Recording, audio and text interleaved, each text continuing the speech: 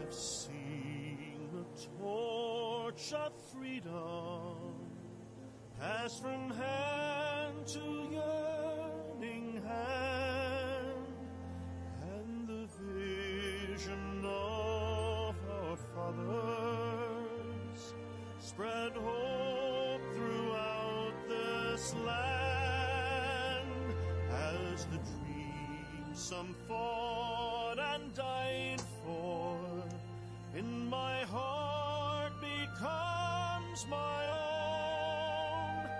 I will strive to keep her promise, America, my home. America, America,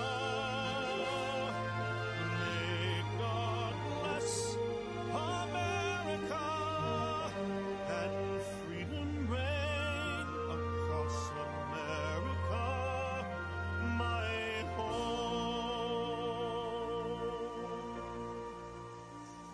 From the shorelines to the prairies, to the cities great and small, we have reaped the fruits of justice and liberty for all.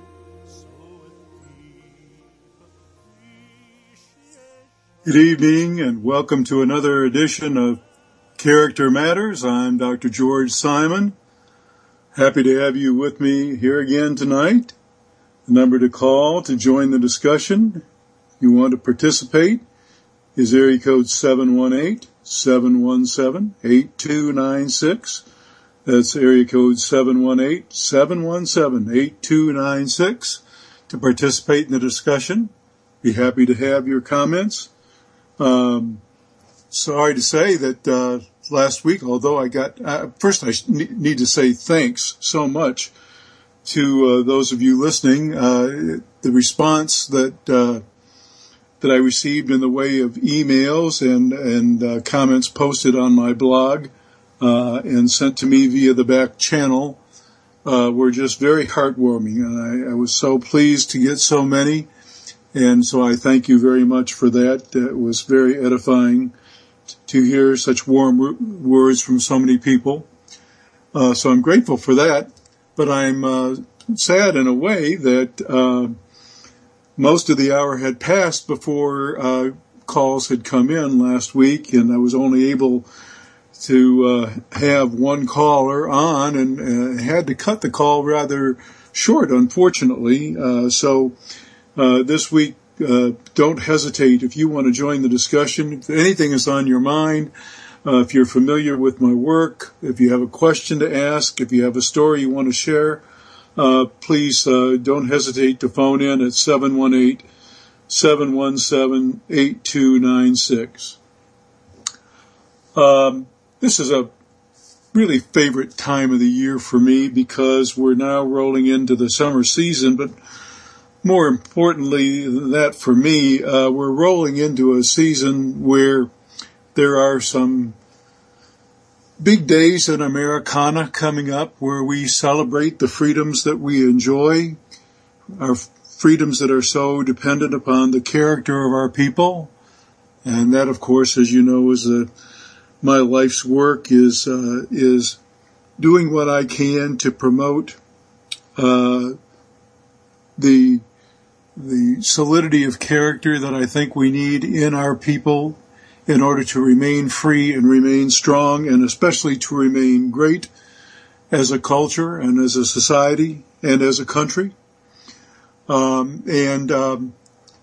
we've got some big patriotic celebrations that come around this time of the year, starting with Memorial Day and then going into Flag Day, and then, of course, Independence Day.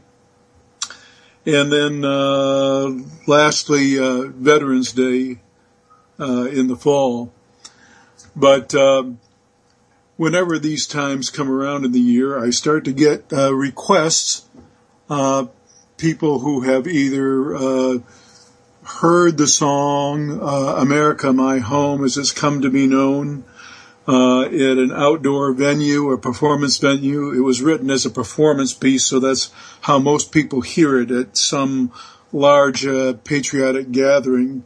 Either they've heard it there or they've seen one of the videos on YouTube and heard it there, or they've gone to the Facebook page or one of the pages on my blog or my website, and they've heard the song, and they were touched by it, and they got the idea that they either might like to perform it themselves or have it performed either at their church or their civic organization or some patriotic rally. And so I start to get requests at this time of the year, and it's just always very edifying to get a request. I get many requests these days from young people who were touched by the sentiments in the song, and who get it as far as the message. They get that it's an individual responsibility to preserve the freedoms that we have, and we can only preserve those freedoms by being people of good character.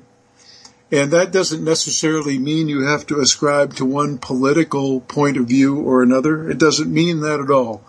I know people of good character on both sides of the political spectrum. I know few on the extreme end of either side who I would consider so, but we can have differences of opinion and still be of rock-solid, sincere character. And we need, above and beyond all else in our country today, to be able to have honest, fair, and open discussions about things, because we're facing some issues that are really pretty challenging. And without a forthright, honest discussion on those issues, it's hard to imagine how we will get by. So it warms my heart when I get requests, especially from young people. And this is the time of the year when those requests start coming in, especially in advance of Memorial Day will be the next event coming up. And, folks need time to prepare. So that's why I'll start to get requests now. And this year I hope will be a banner year. I want to say just a few words about this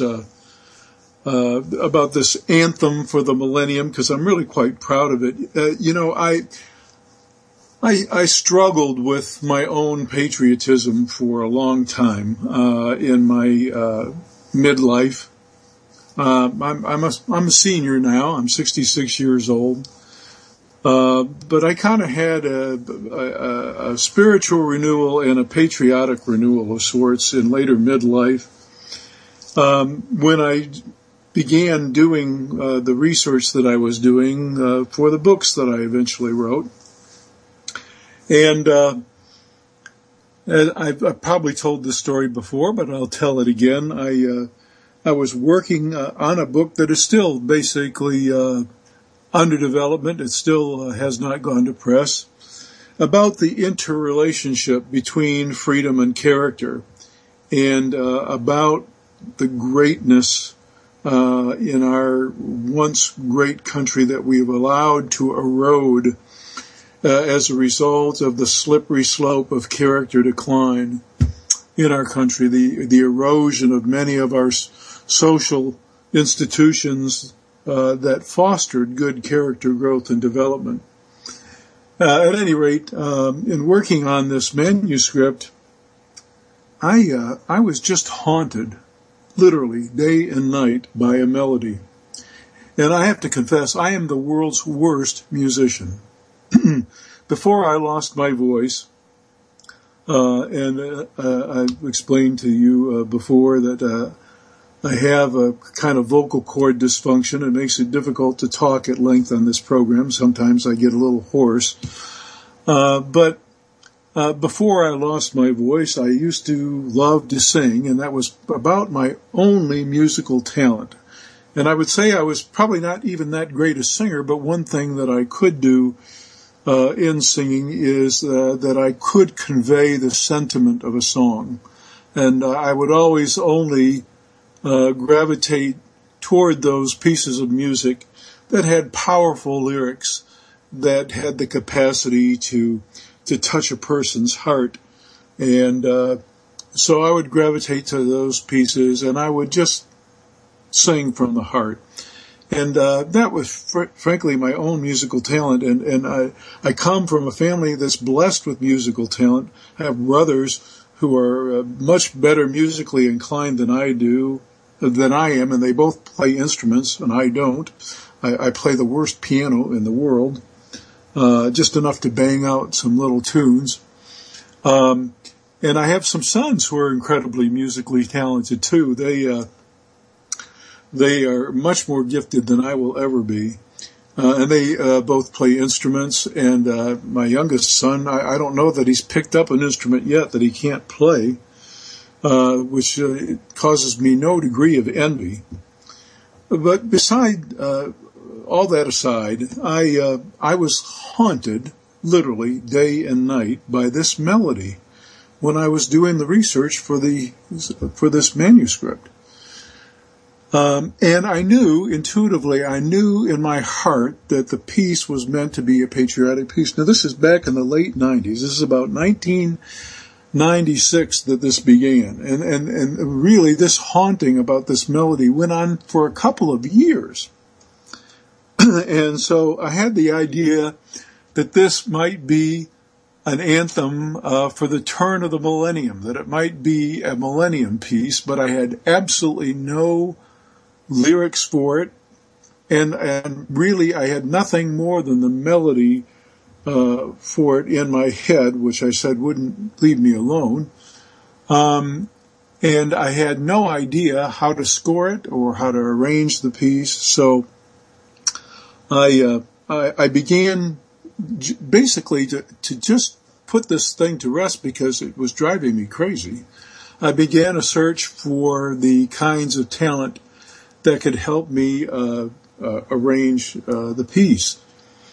And in so doing, I also, not only did I stumble across a person who could put a decent arrangement to the melody that I had written, but I stumbled across a singer with the right voice for the song, and that's who you hear in the intro and in the closing parts of the program. And so I found these folks, and with the collaboration of my dear wife, Sherry, and with the prodding of my younger brother, who challenged me constantly about what it was that I wanted to say, we crafted this song.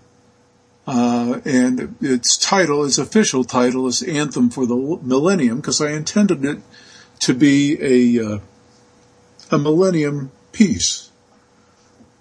But then something odd happened. You know, I got this thing produced, and I had absolutely no idea what to do with it. And it was the summer of 2001. And in our hometown here in Little Rock, Arkansas, we have an annual festival on Memorial Day that we call Riverfest, down by the Arkansas River. And it's a very well-attended event, and there's always a fireworks celebration in celebration of Memorial Day and some patriotic pieces by the symphony orchestra, by the Arkansas Symphony Orchestra, prior to the fireworks. Well, just on a lark, I decided that I might approach the organizers of this event, and it truly was a lark. I was actually on the way back from the studio, just walking, musing downtown with the tape in my pocket. I had just come from the studio, had no idea what to do with this, and I noticed a sign outside of a meeting center calling the members of the organizing committee to this meeting for this event. And I thought, I wonder. At any rate, to make a long story short, I knocked on the door to this place, and of course they looked at me quite strangely, and I just asked if they wouldn't listen to the tape and see if they had any use for it. Well, I gave them the only tape I had at the time, and then just disappeared. And of course, I never heard anything, and I assumed that they filed it in that circular metal file that we all know as the trash can. But to my surprise, about a day and a half later, I got a phone call saying that the song would be featured just before the fireworks. And that was its debut, and it got a great reception. And following the attacks of September 11th, a television station, a local television station, paired the song with a video montage of the week's events. And at that time, there were not the internet channels that would allow something to go viral. But the exposure that the song got then is what got people's attention and got people interested, and that's how it came to be known by its subtitle, America, My Home. So that's what most people call it. And when you go to YouTube and you look at the videos, those are the videos you will see of some of the early performances of the song. You'll also see some more recent ones there and on my Facebook page. And on the blog and on the website, I'll give you some addresses here where you can go. My blog address is www.manipulative-people.com. And my website is www.drgeorgesimon, that's drgeorgesimon.com. And also my YouTube channel for George Simon, Dr. George Simon. You can also find my material and links to my sites at counselingresource.com. And so if you go there and or to my Facebook page, you can find out all the information that you need. And if you're one of those folks who might be inclined to either perform the song at one of the upcoming patriotic events, or to have it performed by someone else at your civic organization or at a public event, patriotic celebration, maybe your church has a Memorial Day celebration or a 4th of July event or picnic or something like that. We'd love to have you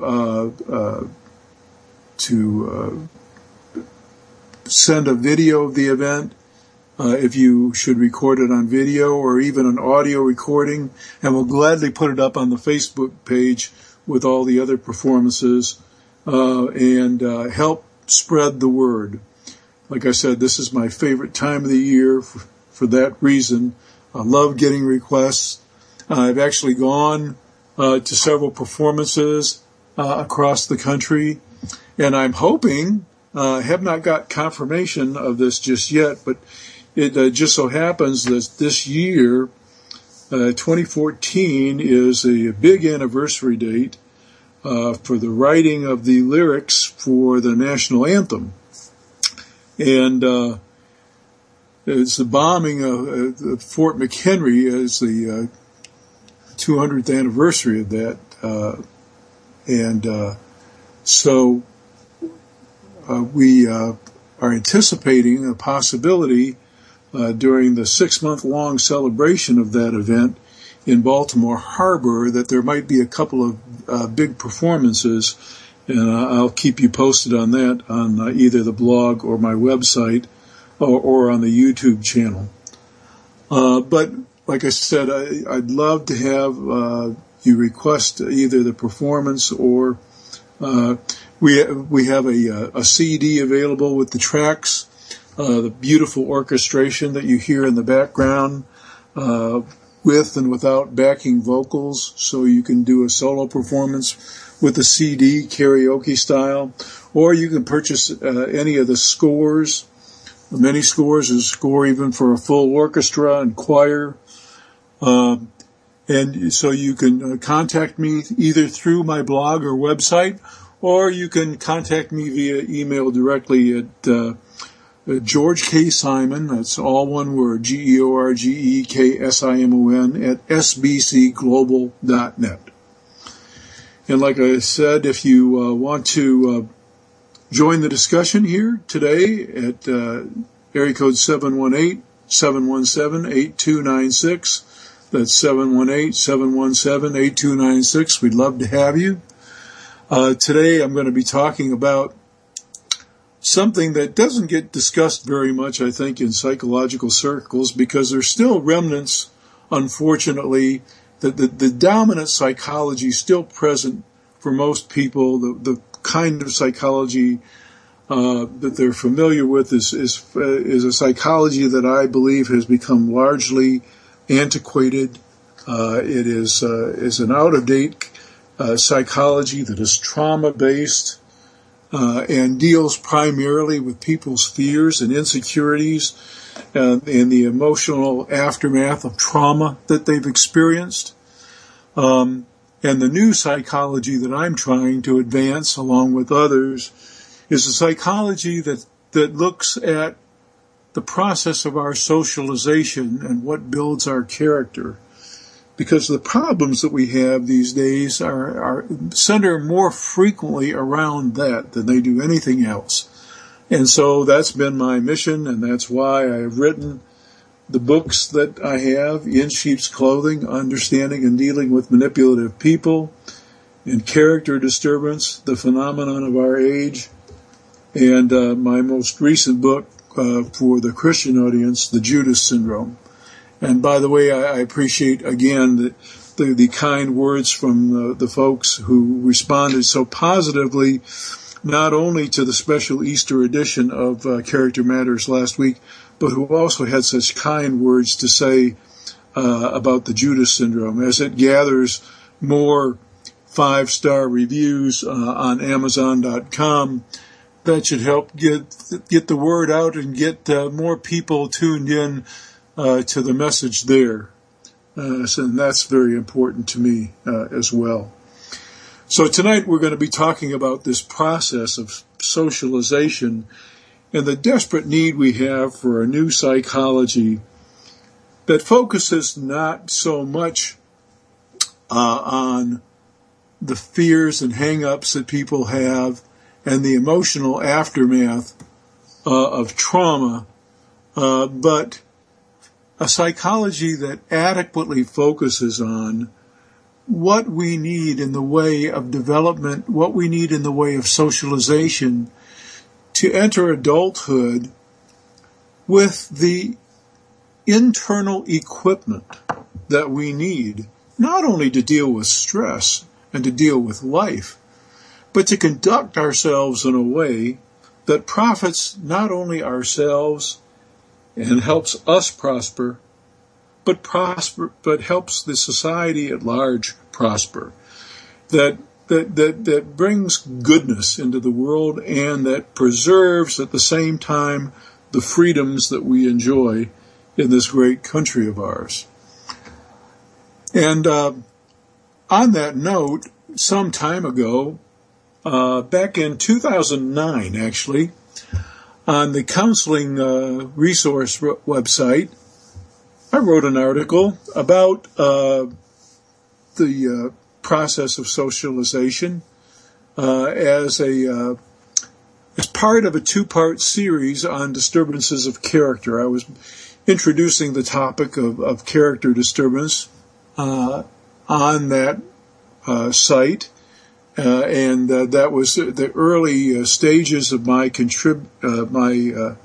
my work as a contributing author on that site. I've been there now by a little over 5 years, and it's been a wonderful experience. The operator of this blog is a very good person and has given me a wonderful opportunity to reach an audience that I might not have reached through my own blog. But at any rate, I wrote an article there about socialization being a process. The reason I wrote that is because of all the misconceptions that have historically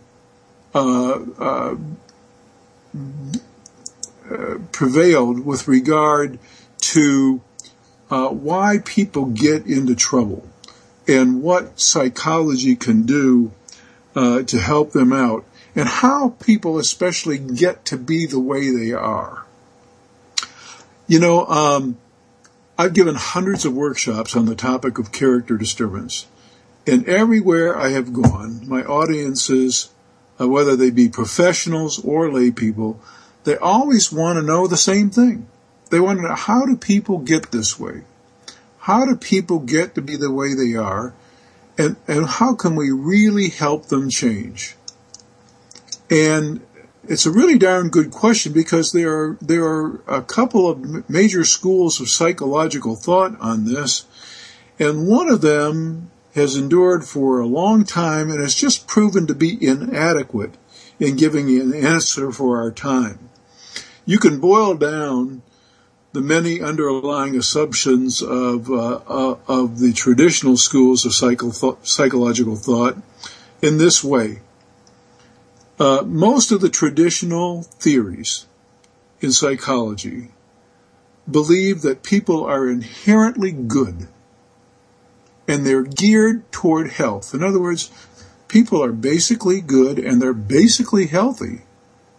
They only become unhealthy because bad or traumatic things happen to them.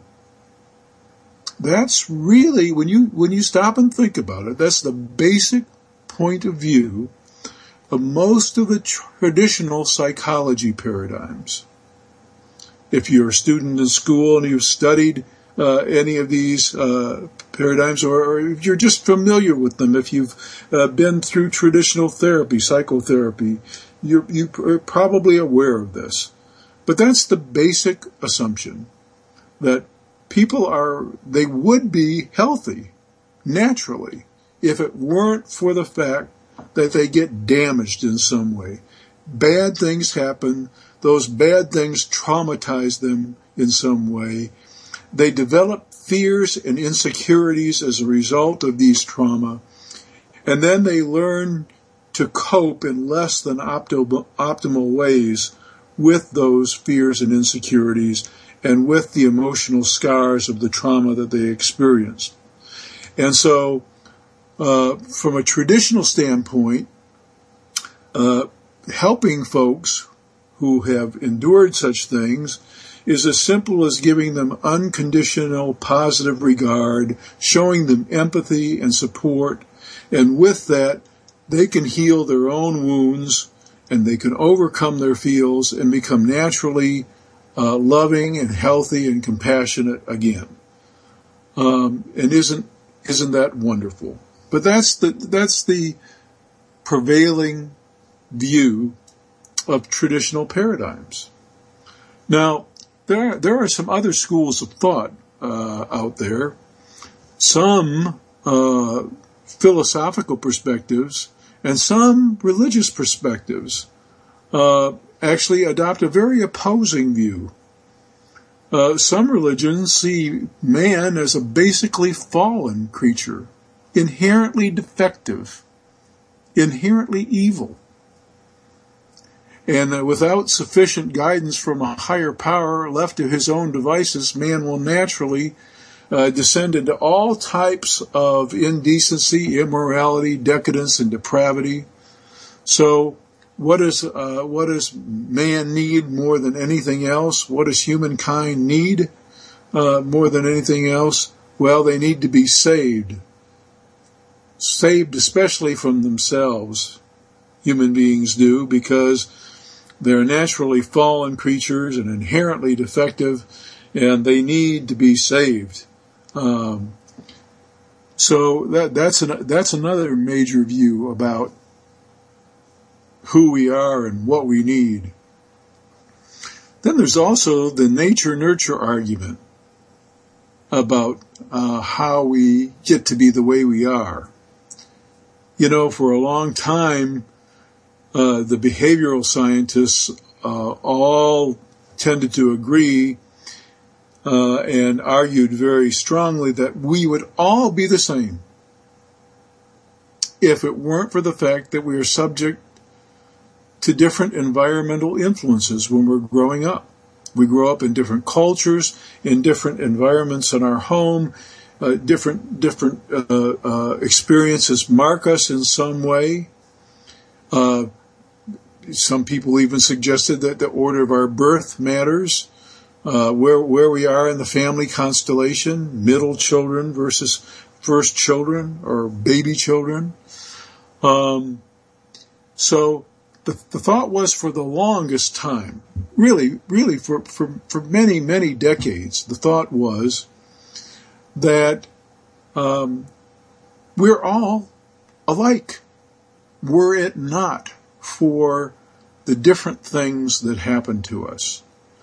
It's our environment that shapes us. We're purely products of that environment. And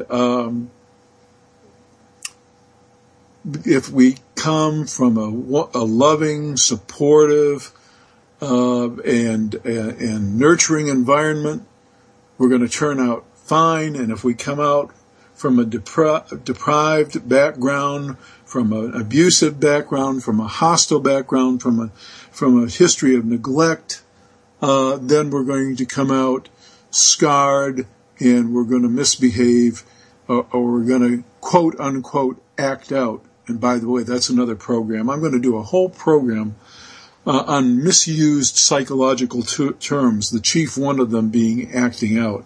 We'll do a program on that at some point in the future. So there's that argument. For a long time, folks believed that we're all the same, except for what happens to us and shapes us differently. But there's plenty of evidence these days that certain of our behavioral tendencies are strongly influenced by our genetic and constitutional predispositions. There's strong evidence for that. And any parent that has had more than 2 children, or actually even more than 1 child, really knows that there must be something to that, because you can give the same kind of parenting, give the same messages, provide virtually similar, of course not exactly the same, because we do learn things in the parenting process, get the same guidance to all of our children, and sometimes they're very, very different from one another. So there has to be more to our development than just the experiences that shape us. Just our environment is not the determining factor alone. So, as is almost always the case, what we're learning is that the truth about human nature lies in the middle, nowhere near at the extremes of it's all in your genes, or it's all your environment. And we are neither inherently good, nor are we inherently fallen or evil. I don't believe that. I don't believe in any of these extreme points of view. I don't think that man is inherently good or evil. And he's not at the mercy of his genes or his biochemistry, and he's not at the mercy of his environment either. I don't think humankind is inherently defective, although I do think that we are basically endowed by nature with some very primitive instincts, but we're also endowed by nature with this incredible capacity to be aware and to reason. and we have the remarkable capacity to learn and to grow in awareness. And that makes it possible for us to become ever so much more than mere animals. I especially would like to hear from folks who have raised a family, who know just what I'm talking about, and who have faced that dilemma where, despite all of the best of nurturing and guidance, one child has really gone astray and has had nothing but problems in life as a result of not becoming adequately socialized and not taking on responsibilities the way they should. And some kids who survived all kinds of trauma to become really decent folks. I'd especially like to hear from parents who've had that experience and who could validate some things and maybe have some stories to tell. And if you want to join the discussion, feel free to call 718-717-8296. That's 718-717-8296. So, we have this capacity to be more than we're programmed to be. And that is what the process of socialization and character development are all about. It's the most difficult, painful, complex process that there is, this process of socialization. And it's generally a lifelong process. I'm still working on it. I still look back even 10 years ago and say, what was I thinking? And I do that primarily because my mind is always on, my heart is always set toward being an even better person. Learning more, absorbing more, reevaluating more.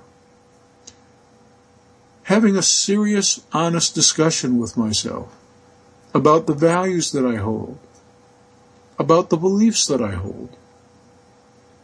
Reassessing those from time to time. Making course corrections if I need to. Passing some judgment if I need to on myself for some of my failings. It's a long, difficult, painful, complex process, but it's worth it.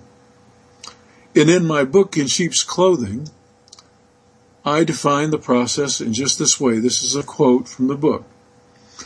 Character building is the lifelong process by which we instill self-discipline and develop the capacities to live responsibly among others, to do productive work, and above all, to love. And loving is not a feeling, an art, or a state of mind. It's a behavior. And it's precisely the behavior to which the two great commandments exhort us to commit ourselves. You can't command someone to have a feeling. The love that we're commanded to have for ourselves and for those with whom we have relationships, the love we're commanded to have can't be a feeling. You can't command a sentiment. There's just no way you can make a person have an emotion. Either they have it or they don't. It arises spontaneously. You can't make someone feel kindly. But you can ask that a person do the behavior of loving. It's a process of relating in a way that is respectful of your needs and the needs of others and seeks to advance the cause of life. And this task is monumentally difficult for everyone. It can be particularly hard for those who have been subjected to an unreasonable degree of trauma and hardship. Some folks really do have a tougher row to hoe they do come from impoverished backgrounds. Maybe they were abused and or neglected. Maybe they witnessed too much in the way of violence or other terrifying behaviors that desensitized them. Maybe also they're struggling with some innate traits that really pose a challenge for them. Maybe they were blessed, as it were, with a really short fuse. So they've always had problems getting a hold of their temper. Maybe, for example, they've always had a problem focusing their attention. And so it's been really difficult for them to learn. But as I say, as I continue in sheep's clothing with my thoughts on character building, even though a person might begin life as a prisoner of the natural endowments they were given and the circumstances under which they were raised, no one can remain a victim of his environmental circumstances forever. Eventually, every person has to come to terms with him or herself. To know yourself, to fairly judge your strengths and weaknesses, and this is key, to attain true mastery over your more basic instincts and inclinations is life's greatest challenge. But it's ultimately anyone's rise to a life of integrity and merit, because it can only come as a result of a full self-awakening, only when you know yourself well enough to know your strengths and weaknesses, to know those innate tendencies in you that can be a problem, to know those scars that were left on you and the mark that they made, to know all that and to deal with it without any deceit or denial, and to honestly face and reckon with all those aspects of your character, and then to freely take on the burden of disciplining yourself for the sake of yourself as well as for the sake of others. That choice to take up the burden, or cross, if you will, that we're all called to bear, that's what defines love. That's what you can ask people to do. You can't ask them to feel something, but you can sure ask them to do something. And that's what we're asked to do. We're asked to take on the burden of reckoning with ourselves and then disciplining ourselves for the sake of ourselves and for the sake of the greater good. And it's the willingness, Bill Wilson, Bill W. of AA, talked about, he enshrined that word willingness in the big book that the AA folks use. It is the willingness of a person to make that commitment, to carry that cross, and carry it all the way even to death, that opens the door to a higher plane of existence. We can be more than brutes. We can be more than animals. We can be more than the perplexing creatures that we are, when we willingly and knowingly shoulder that burden.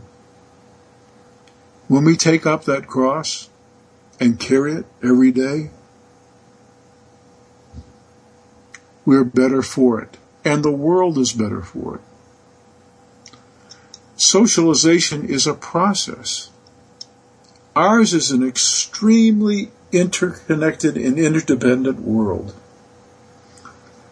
The need we have for people to be of sound character, and the need we have to have an honest discussion about the things that matter, could not possibly be greater. And as I mentioned in character disturbance, if we don't get honest with ourselves about ourselves and honest with one another about one another and honestly reckon with one another about those things and lovingly, if we don't do that, and if we don't do that soon, we're pretty much done. All it would take today is for one person with the knowledge, you see, our brains will not save us.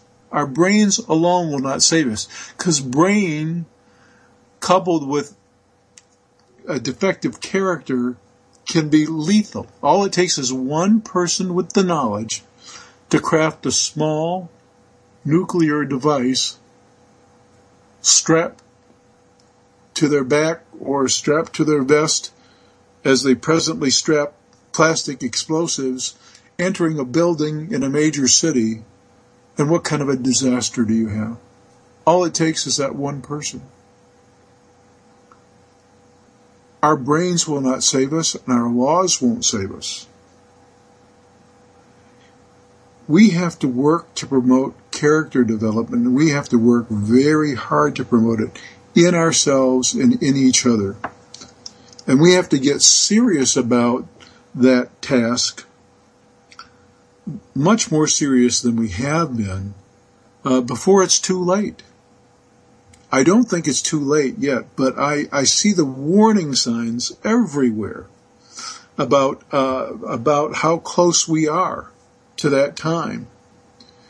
I was reading some of the accounts, unfortunately, of this young man who stabbed all those young students and others in the Pennsylvania school a few weeks ago, and how he had written that he was going to be relishing in the look on folks' faces as they realized that a plebeian such as himself could have such power to inflict such damage, and that he was going to get such joy out of seeing that suffering, about exercising that power. This is what, frankly, we all want. We all have this will to power. Very few of us, however, have reckoned with it and owned it. Carl Jung was one of the early thinkers who championed this cause. He talked about the need to face what he called our shadow side. That if we don't embrace those uglier parts of ourselves, those more animalistic parts of ourselves, that those urges that we have as the animals that we are, if we don't face them, if we don't own them, and we don't get a handle on them, and then willingly and freely strive to rise above them, not to disown them. We can't disown them. Because if we do that, we only create a shadow. We only create a monster, an evil genie just waiting to get out of the bottle. We can't do that.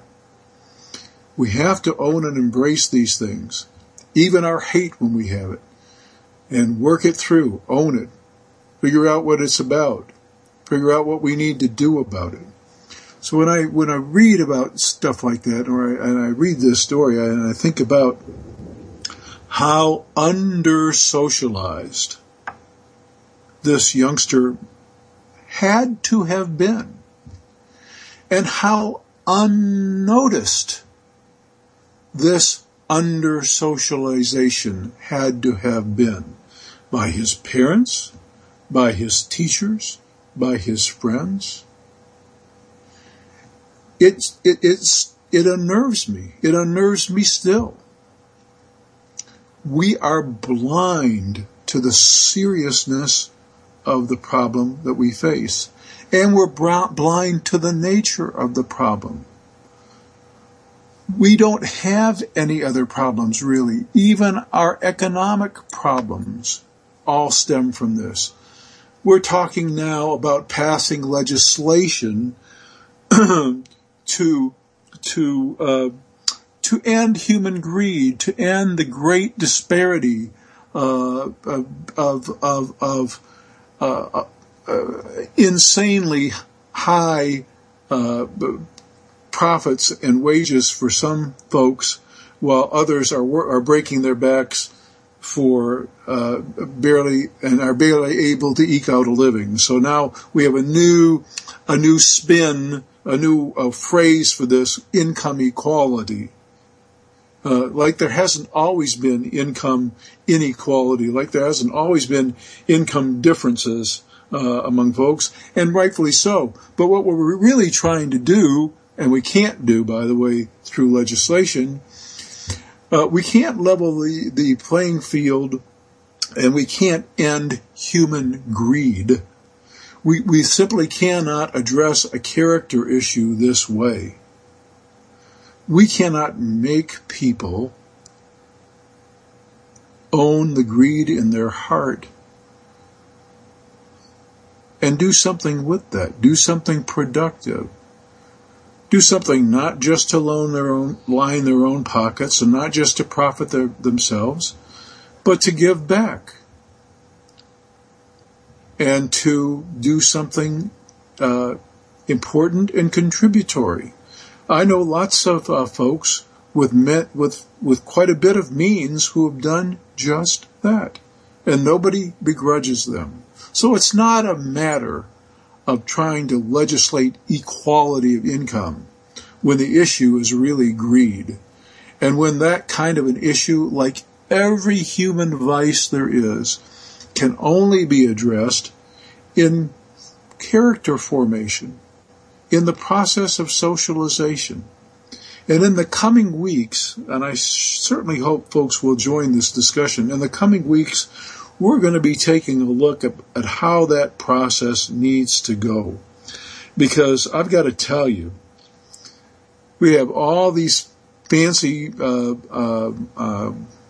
paradigms out there being promoted by well-intentioned folks, all these psychological handbooks that tell us how we should be providing discipline these days. And unfortunately, the results would tell us, if you just look at how unsafe it is, so many places, even in a school, or even in a church. When you look at how unsafe it is in so many places, and there's some places in some cities where you wouldn't be caught dead in the daytime, let alone the night, where you wouldn't want to be caught. The problem is that too many folks are going through that formative process without the tools, without the controls. That's the most important part. Without the internal controls and the skills to function responsibly in life. They don't have the ability to tame that beast within. They haven't risen above, they haven't attained that higher level of functioning that is possible for us when we own and take responsibility for our baser instincts and we forge a character for ourselves. So we're not addressing the problem, and we're not addressing the failures of our current methods of forming character in individuals, the utter failure of our current methods for doing this. We had institutions that survived for eons that were meant to do these things, and all of these institutions have eroded in some way. So over the coming weeks, we're going to be taking a very hard look at that. It's why marriages don't last. It's why families are in turmoil. It's why people go postal. It's why even the folks that we elect to represent us and to champion for us only end up, for a lack of a better word, screwing us and restricting our freedom even further. It's at the heart of all of our problem, and we're not paying it much heed.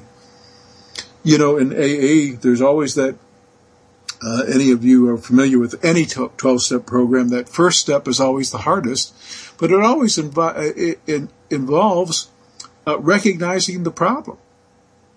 In the first step of Alcoholics Anonymous, it goes that we recognized we were powerless over alcohol and that our lives had become manageable. Well, that nails it. The problem is alcohol and their powerlessness over it. Okay, that's the problem. You gotta identify the problem first, own it before you can do something about it. That's taking the first step, acknowledging what it is, and that's what it is for the alcoholic. That powerlessness that they have over that addiction. That's what the problem is. Well, the same is true for our character crisis. Until we acknowledge that as our dilemma, as the main threat to our freedom, as the very reason that I thought we needed an anthem to help rally us, to preserve our freedom, and to be all that we can be, and to live out our best ideals. You know, we have some great ideals to cherish in this country. We had some great principles on our founding. They shouldn't be undersold at all. And those who aren't familiar with all the, by the way, these were flawed people who crafted this stuff too. They were certainly they had character flaws of their own. But that doesn't mean that the values promoted in our founding documents aren't of extreme value. And it's when we take on the responsibility of meeting this challenge head on, and we own the fact that what we're doing now is not working, and what we've let erode in the way of our cultural institutions that have always historically helped people forge character, once we acknowledge that, and we decide what it is we're going to do to help turn that around, things will get better. But they won't get better until we've taken that first step. So I hope you join me in this mission. I hope you join me in the discussion. I'm not going to quit sounding the alarm, and I'm not going to quit trying to rally the troops. And so with the closing theme about to play here, I hope you will be inspired. You'll let it move you, and I hope also that any of you who do hear it and have the bug or have the urge or think it might make a good performance piece for one of your venues, that you'll write me, and we'll get another chance to hear it and have people inspired by it. So with that, we're out of time, and I'll talk to you next Sunday on Character Matters.